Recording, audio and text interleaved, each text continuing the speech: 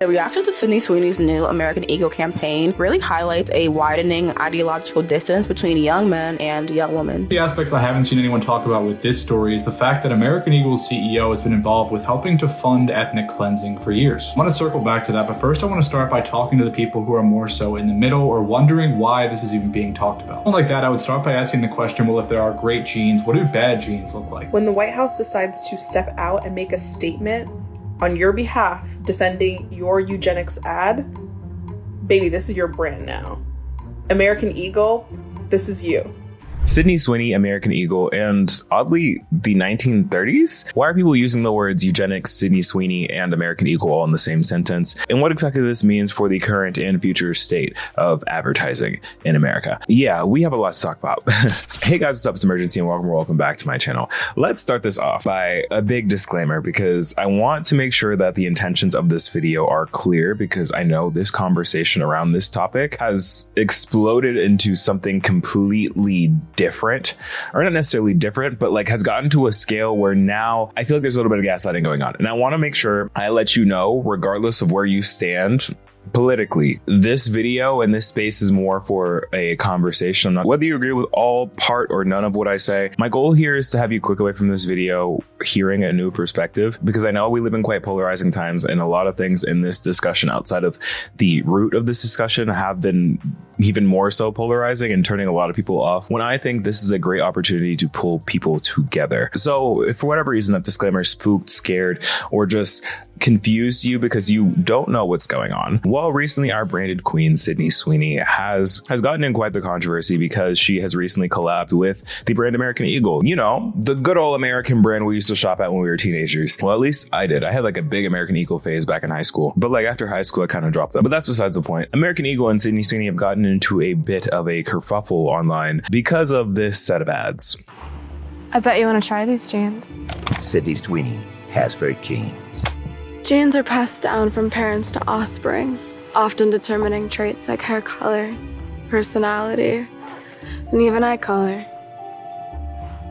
My genes are blue. Sydney Sweeney has great genes. I'm not here to tell you to buy American Eagle jeans. And I definitely won't say that they're the most comfortable jeans I've ever worn. Or that they make your butt look amazing. Why would I need to do that? But if you said that you want to buy the jeans, I'm not going to stop you. But just so we're clear, this is not me telling you to buy American Eagle jeans. Sydney Sweeney has great genes. You see what I did there, right? Now, class, I'll turn the mic over to you really quick. What do you think when you see these ads? Oh my God, Sydney Sweeney's in another ad. Why is she talking like that? Wow, she looks so tea in these jeans. Why does this kind of sound like a eugenics dog whistle? Yeah. There are quite a few things that can be considered off-putting in this set of ads. And people online have been very proactive in calling out some of those things that are off-putting. And honestly, one of the main reasons why I decided to make this video was because of the eugenics-coded language of the advertisement. The tagline and basis of this collaboration is Sydney Sweeney has great genes, with the play on words of genes being the denim jeans and also the genetic jeans, all in order to promote their American Eagle denim collection. And people have taken issue with this given the context of the times that we currently live in, specifically because if you are looking into that context, we're seeing things like the rise of fascism and like fascist speech in our media. Like I just made a video talking about how Jubilee's like platforming actual fascists on their show, like, which I do want to add a disclaimer since people have been commenting on it. When I say like the rise of conservatism, I don't inherently mean like all conservatives are bad. I just mean the way that we've been moving with this conservative push has been bad. And the uptick in things like blatant racism, which has made people look a little deeper into this ad. And I mean, honestly, in my opinion, you don't need to look that deeply into what it means to say that Sydney Sweeney has great genes, especially considering in some of the ads, the genes actually never make it fully in the frame of the ad, or just aren't the most well-fitting pair of jeans. And when you look at Sydney Sweeney, what do you see? You see a beautiful, conventionally attractive white girl with a full figure, blonde hair, blue eyes. And I want to say this right here because I've been seeing a lot of discourse online kind of misconstrue why people are getting concerned about this ad and want to rightfully be like, all right, American Eagle, what was this ad? No one is mad at the fact that Sydney Sweeney is a beautiful white woman. Again, this conversation has exploded and now like we have the actual White House coming in and commenting on this. No one has a problem that the fact that Sydney Sweeney is the face of this and no, like America isn't under attack. Is the fact that the ad literally says like Sydney Sweeney has good genes, knowingly playing on the phrase you have good genes, thus implying that there are good genes and bad genes. Concept of good genes and bad genes when it comes to someone that looks like Sydney Sweeney have had this rhetoric seen before in the times like the 1930s. If you catch my drift where we're going. And the term eugenics has been thrown around a lot, which I feel like is a very sensitive word because, you know, it carries a lot of weight with it. There are people being like, oh, wow, that's a lot. Why are people throwing around this word eugenics? Like it sounds like people just learned it once and are running with it. Well, let's actually break down what eugenics is and kind of help explain why people are coming to this conclusion. According to the National Human Genome Research Institute, eugenics is defined as the scientifically erroneous and immoral theory of racial improvement and planned breeding, which gained popularity during the early 20th century. Eugenicists worldwide believe that they could perfect human beings and eliminate so-called social ills through genetics and heredity. They believe that the use of methods such as involuntary sterilization, segregation, and social exclusion would rid the society of individuals deemed by them to be unfit. Eugenic theories and scientific racism drew support from contemporary xenophobia, anti-Semitism, sexism, colonialism, and imperialism, as well as justifications of slavery, particularly in the United States. Wow, that's a lot. Basically, this means that in eugenics, there exists a belief between good, bad, and in this case, great genes. Some that make you DNA-wise superior to others, which in my opinion is both insane and immoral, and has been used as a justification for things like white supremacy in the past. And like I was saying before, the implication of great genes implies the existence of bad genes, which again historically has been used to justify things like slavery, discrimination, and things like imperialism. And I know, again, I already hear the people saying like, okay, this is a stretch. They're just talking about them. They're just talking about genes. And while yes, on the surface, they're talking about genes, as we're going to talk about more in this video, there are many different ways to go about this campaign and to promote the denim, to promote the genes. But to do it in this very specific way with this specific person in this specific time period, we do have to take a closer look at this. Like we should be skeptical and concerned when we see language like this, because language like this is usually a dog whistle. And again, to define dog whistle, to garner support from a particular group without provoking opposition. It's like where you blow into a dog whistle and like dogs can hear it, understand it, but like people can't. So when we have dog whistles like good and bad genes, your ears should perk up because it's like, what are we talking about here? The aspects I haven't seen anyone talk about with this story is the fact that American Eagle's CEO has been involved with helping to fund ethnic cleansing for years. I want to circle back to that, but first I want to start by talking to the people who are more so in the middle or wondering why this is even being talked about. Like that, I would start by asking the question, well, if there are great genes, what do bad genes look like? One thing that we shouldn't do as adults with fully functional brains is pretend that context does not exist. The president campaigning, for example, and going into a rant about immigration, then talking about how there are a lot of bad genes in our country. The president who has brought up the racehorse theory, which is directly related to eugenics, to an all-white crowd before. At a rally in Minnesota, he said, you have good genes, you know that, right? You have good genes. A lot of it's about the genes, isn't it? Don't you believe it? The racehorse theory, you think we're so different, you have good genes in Minnesota. A lot of Jewish historians came out after this and said, hey, we recognize that rhetoric and we know what the racehorse theory is. America is generally too stupid to recognize this or too hateful to care. Especially considering we've had powerful figures like the current president speak on groups like immigrants as having bad genes. And again, this sort of language of genes has always been used to be historically harmful xenophobic rhetoric. And using a true blue-eyed blonde American beauty is no accident when you're pushing this messaging, or at least doesn't read that way, especially in today's socio-political climate, where we've had the Trump administration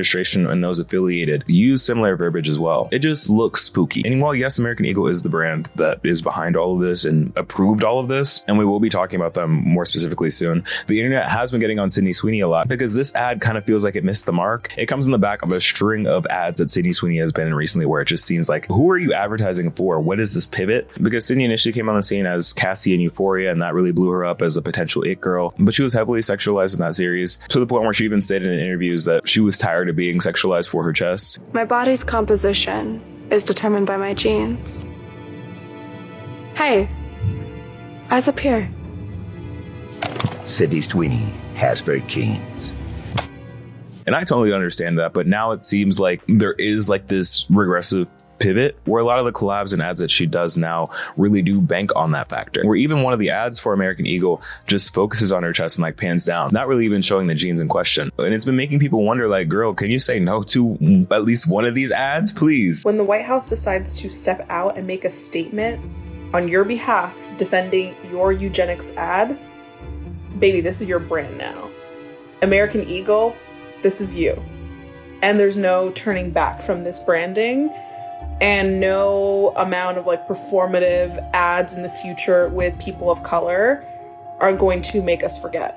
And here's the direct statement from the White House communications director on this. And I don't know, at least personally, I would look at things twice and maybe wonder what side of history I'm on. If I have the current White House backing me, it's like kind of like that whole thing of like the feeling when the worst person you know defends you. But now let's talk a little bit about the history of Sydney Sweeney's advertisements, because I do feel like they tell a story more so for the fact of like, how do we get here and who are these ads really for? And if there's one thing we can assume about Sydney Sweeney is that she is getting paid, okay? Because she stays with a brand deal. And her range for these sponsorships and brand deals are vast. She's been a brand ambassador multiple times for seemingly anything and everything after her role in Euphoria. I think the first thing I remember her being the brand ambassador for was Laneige, which I mean, like, yeah, period, beauty brand. That's a great first start. I also remember she had a thing with Bywater, which is also cool. That's tea. But then I remember this shift where like brands like Laneige and Bywater, which are typically brands that advertise more towards women, to brands like Hey Dude Shoes, like a Ford X Dickies collab, and more recently with Dr. Squatch selling bathwater soap. And hey, I'm never above a good sponsorship deal, okay? Like, especially if it's a company that you can get behind. Like on this channel, for example, you know, I've talked about a ton of brands that I love, like Beyond Meat. I'll like come on and say something like, this video is sponsored by Beyond Meat, and then tell you how they're a plant-based meat brand committed to making delicious food that's better for the health of humans and the planet. And then I probably go in and talk about how, like, I don't know, Beyond is made with clean, simple ingredients like peas, red lentils, avocado oil, and not with some random obscure chemicals. And like, if I really wanted to show it, I think like actually showing the packaging and reading the ingredients would prove to the point that the process of making Beyond Meat is closer to how pasta is made through like the simple process of like heating, cooling, and pressure. Let me see here what they got. Water, yellow pea protein, avocado oil, natural flavors, brown rice protein, red lentil protein, 2% or less of methylcellulose, potato starch, pea starch, potassium lactate, fava bean protein, apple extract, pomegranate extract, potassium salt, spice, vinegar, and vegetable juice color. And I mean, I can pronounce all those, so like, Beyond Meat is kind of tea. And actually, by the way, I really genuinely do love Beyond Meat. And I personally am a fan of plant-based protein. So if you are interested in learning more about Beyond Meat, you can scan a little QR code here, or by clicking link in my description. So yeah, thanks Beyond Meat for sponsoring this section of the video. Getting back to Sydney Sweeney, yeah, I love a good ad, but you got to make sure the ad makes sense, you know? Because before American Eagle, her recent ad with Dr. Squatch brought about a lot of internet discourse because she was selling a limited edition men's soap of her bath water. I mean, probably not her actual bath water because, you know, the FDA. But for just $8, you could buy Sydney's bath water bliss in the scent, and I kid you not, morning wood. And you even have people like the senior vice president of Dr. Squatch coming forward and saying things like, the bar is bizarre, unexpected, and meant to get guys thinking more deeply about what they're putting on their bodies. Whatever that means. And that, of course, did spark its own internet discourse for a while. And after that died down, we got to where we are now with the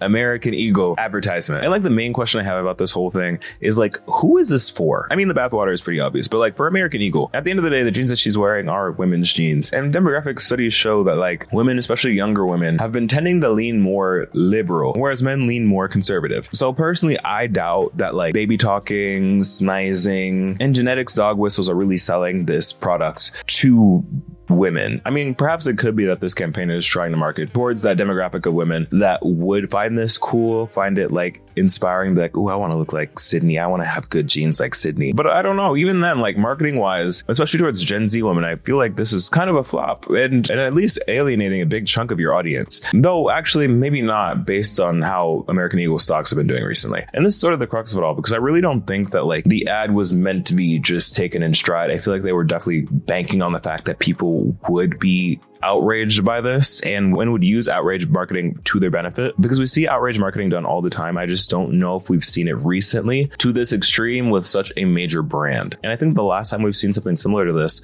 was with the old Brooke Shields Calvin Klein campaign. And if you're unfamiliar with that, Brooke Shields did a campaign with Calvin Klein when she was 15 years old.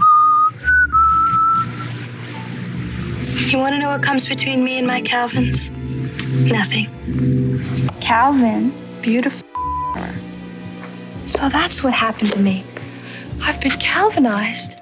And this one actually was pretty similar because it was also a jeans ad, where the ad uses the play on words of like jeans and like jeans, while instead of having Sydney Sweeney, a grown adult, you have Brooke Shields, a minor at the time, and having her pose in weird or disturbing positions and using some double entendre phrases to make the situation even more strange. And a little background for those of you that aren't familiar with Brooke Shields. She's an American actress who was highly and heavily sexualized at a young age, which of course is PDF pedophilic and exploitative. At the time, she was seen as the American beauty of the 80s, fit with blue eyes, fair skin, that ski slope nose, and it's just so heartbreaking to see interviews with her because her sexuality, namely her virginity, is brought up oftentimes much older white men, so I really feel for her. And she has a whole documentary talking about this era called Pretty Baby Brooke Shields, where she gives her firsthand account about everything that happened. And retrospectively looking back, yes, the Calvin Klein ads were definitely controversial when they came out, but not necessarily for the same reasons. For example, now when we look back at it, we see a company using a child to sell jeans while making sexual double entendres, and we know now that that's wrong. And again, in this case, this isn't just like speculation or just like internet lore. Brooke herself has come forward and said like, yeah, this was weird, and she didn't understand at the time that it was inherently sexual because she was a child. Because of that, she received a lot of backlash because of that, because you know how the world works when it comes to things like hating women, even if they're minors. And the reason I bring this up is because, again, there are similar ad campaigns where the company is just doing weird stuff. The difference here, though, is that Brooke Shields was a child at the time of filming this. Sydney Sweeney, not so much. That's a grown woman. In her Vogue interview talking about the campaign, she says that the controversy behind the actual campaign made it the success that it was. Which is why I bring this whole point up, is because for American Eagle, it's very likely that they decided to reheat Calvin Klein's nachos and banking on the fact that the controversy of eugenics dog whistles could blow the ad up into major conversation like it has and boost awareness and cause sales to go up, or at least the stocks to go up, because that's what they're looking like. And that just doesn't sit well with me personally, because why would you use and manufacture controversy like that to sell a product? Like if your product's that tea, you shouldn't have to bank on, I don't know, exploiting minors or like pandering to white supremacists to actually get people to notice your product and buy your product. My jeans are blue. Well, let's also go into the deeper meaning of blue blood. It is in reference to you being so purely white, you can see your blue veins of blood. Now, if we don't look at it from a white nationalistic perspective, we can also find that the ad is very similar to the Calvin Klein ad of Brooke Shields when she was 15 years old. You know, the problematic ad that sexualized a teenager? But this isn't the only ad Sydney's been in.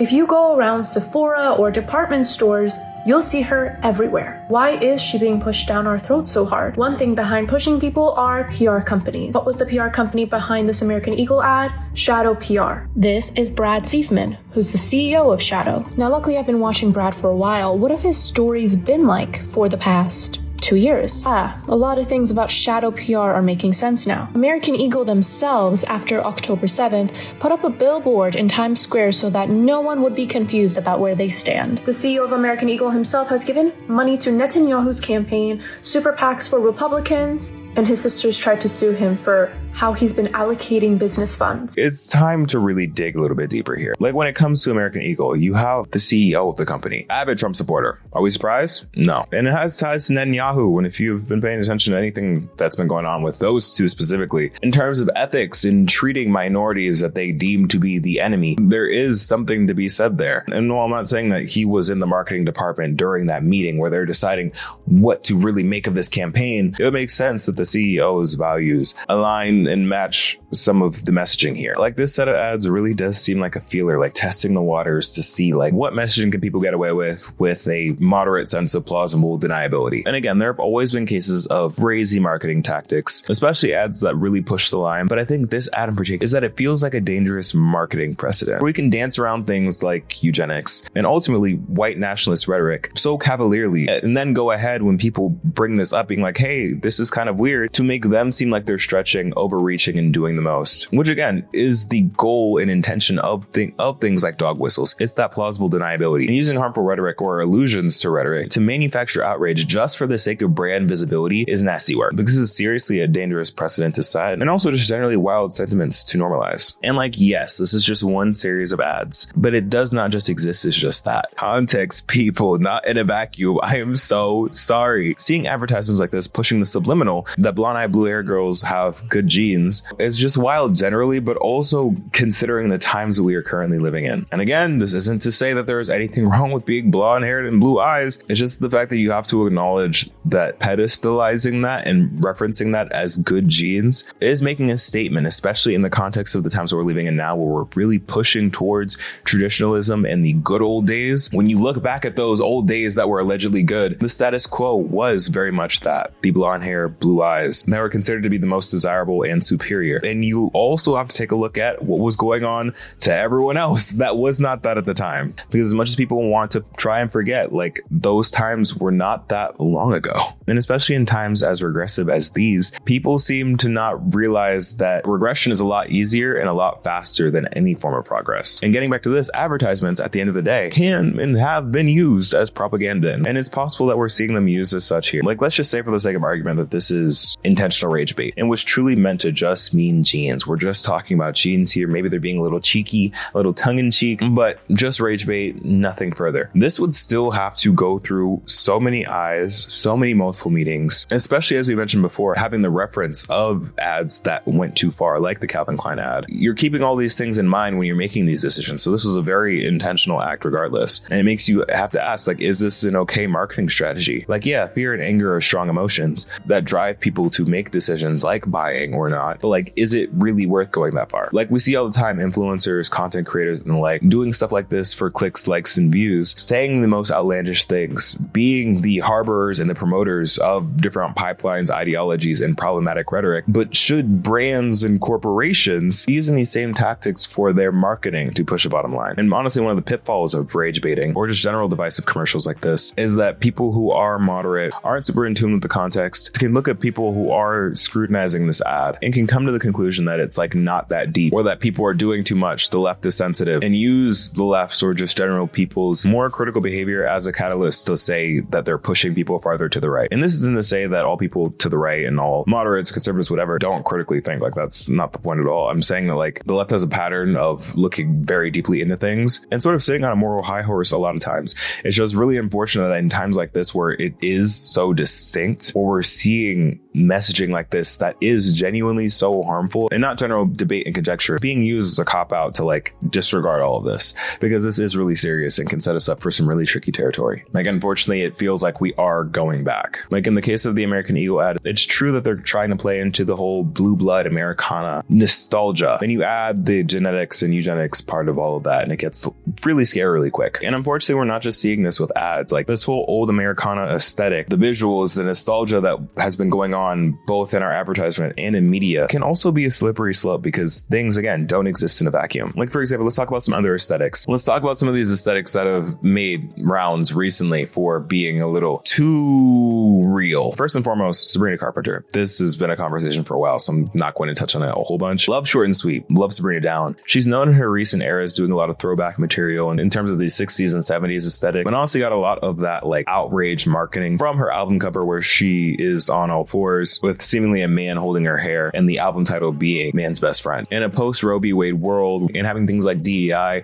stripped away and demonized, that it doesn't necessarily hit or feel right to have an album called Man's Best Friend where it seems like you are submitting to a man in the album cover, especially considering the whole time period vibe that has been going on with that album, with it being during a time where there were less rights for women. And I don't think we should condemn Sabrina Carpenter at all for this whole visual thing, because the album hasn't come out yet and we haven't seen like what actually is in it, but it did cause some side eyes. You also have another bigger offender, but not as mainstream popular, but also getting into scandal, is the artist Jesy Murph. I actually wasn't super familiar with her until actually very recently, but she's gotten into some controversy because of the lyrics in one of her songs called 1965. And let's just read some of them. I want you to want me. I think I'd give up a few rights. If you would just love me like it's 1965. I might get a little slap, but you wouldn't hit me on Snapchat. What are we talking about?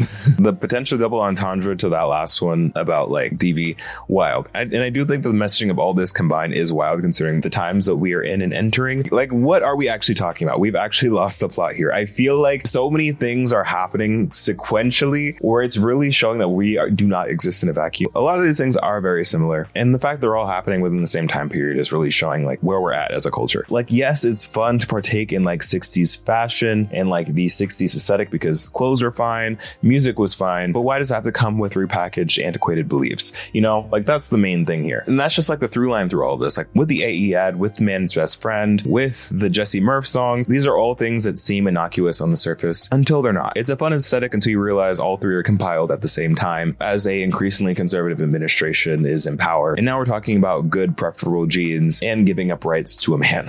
And even breaking news, because this actually happened into filming. If this seems like too women focused, I already see comments being like, oh, this is why you people just hate beautiful white women. Okay, relax. But the genetics talks have come back again with Dunkin' Donuts, because there was a recent ad with one of those actors from The Summer I Turned Pretty talking about genetics, which was like, why is this a theme? Like, this isn't just a one-off thing. And like, why are we talking about genes? Because there is nothing about Dunkin' Donuts that has to do with genetics or genes or anything. Like, I didn't ask to be the king of summer.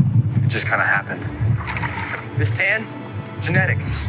There's no way. If you guys don't know who this is the actor from The Summer I Turned Pretty. He's literally been in such hot water the last 2 weeks for being MAGA and liking and reposting homophobic, transphobic, like questionable shit.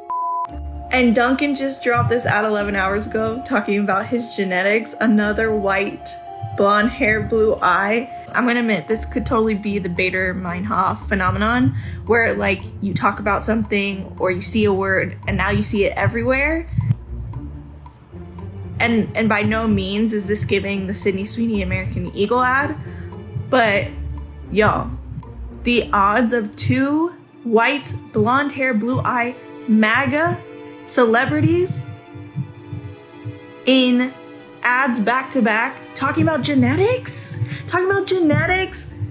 it's weird. I'm not gonna do a whole analysis like I did with the Sydney Sweeney ad, because that was like a more intellectual conversation, but this is weird. He's lucky he's Italian and he's talking about his tan, or else I feel like the comparison would be like on nose, but it stinks. like, things are getting weird. I guess I just want to say that pop culture and advertisements are the general public's harbinger for what is the norm, what is the status quo, and what is generally in the zeitgeist. It's a way to temperature check what ideology is popular at the time. It's how we go ahead and retroactively like study where culture was at in the past by what music they're consuming, what media they're consuming, what their advertisements look like. And it's also a way to temp check which ideologies are allowed to be put out there and are okay to dog whistle. Like, even the AE ad alone was enough to make people uncomfortable with the whole eugenics. But to combine that with all the other ads and media going on right now, it really is starting to tell a story. Like, is this whole thing too woke, or is this just critically analyzing the media put before us and the advertisements put before us that we're consuming on a daily basis, showing us what to buy, what to prioritize, and what we should be inspiring towards? I think in this time, I say this in my videos all the time, it's really important that we are thinking critically and having these conversations and engaging with media in this way, because with media, and especially marketing,